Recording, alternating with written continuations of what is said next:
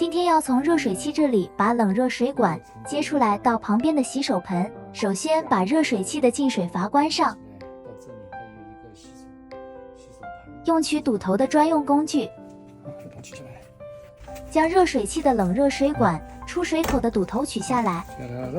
剪红蓝2根 PEX 管，将 PEX 管塞进直角鲨鱼嘴接头里，直角鲨鱼嘴的另一头直接套在热水器出水口的铜管上，蓝色的套在热水器的冷水管出水口上，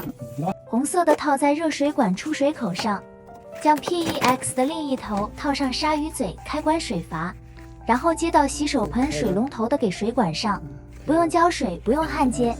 只要把接头拧紧即可。这样接的水管，所有的接头保证不会漏水。接好后，洗手盆就有冷热水可用了。你学会了吗？喜欢我的视频，请关注我，谢谢观看。